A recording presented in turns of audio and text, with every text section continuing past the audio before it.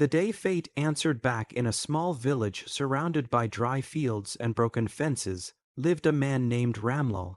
He was poor, not just in money, but in hope. His house had mud walls cracked like old skin, and his roof leaked every monsoon. Each morning, Ramlal woke before sunrise, not with dreams, but with complaints. "This is my fate," he often said while walking to the fields where he worked as a daily laborer. "Some people are born to rise. Others are born to suffer." Ramlal worked hard. At least that's what he believed. He tilled land that was not his, carried loads that bent his back, and returned home each evening with tired hands and an empty heart. Yet his life never changed. Years passed, and poverty stayed like a stubborn shadow. One afternoon, the village buzzed with unusual excitement. A black car rolled in, raising dust and curiosity. From it stepped a well-dressed man in simple clothes, calm eyes, and confident posture. People whispered his name. "Rohit," someone said, "the businessman from the city. They say he owns factories now." Ramlal watched from a distance, irritation burning inside him. "Lucky man," he muttered. "God favors some people unfairly." That evening, Rohit sat under the old banyan tree where villagers gathered. He spoke kindly, asked about their lives, and listened more than he talked. Something about his humility surprised Ramlal. Driven by frustration more than curiosity, Ramlal approached him. "Sir," Ramlal said bluntly, "you are rich because fate smiled on you. Some of us were never meant to succeed." Rohit looked at him carefully, not offended, not amused, just thoughtful. "Tell me your name," Rohit said. "Ramlal." "And tell me, Ramlal," Rohit asked gently, "do you truly believe fate decides everything?" Ramlal nodded firmly. "I've worked hard all my life, still poor, what else can it be?" Rohit smiled faintly. "I was born in this same village, in a house worse than yours. My father died in debt. I slept hungry many nights." Ramlal froze. "Then how?" "I changed how I thought," Rohit replied. Ramlal laughed bitterly. "Thinking doesn't fill stomachs."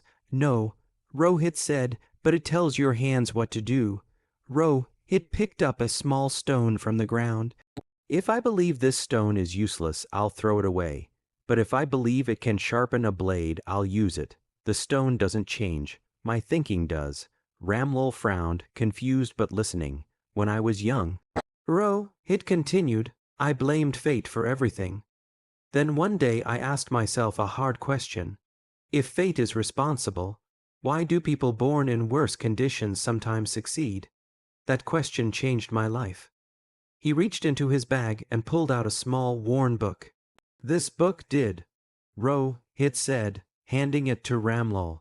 "Not because it made me rich, but because it taught me how poor thinking keeps people poor." Ramlal hesitated. "I can't read English well." "Read slowly," Rohit said. "One page a day, and don't just read. Question your beliefs." That night, Ramlal sat under a dim oil lamp and opened the book. The words were simple but sharp. "If you believe you are powerless, your actions will prove it true." Something stirred inside him. The next day, Ramlal noticed things he had ignored before.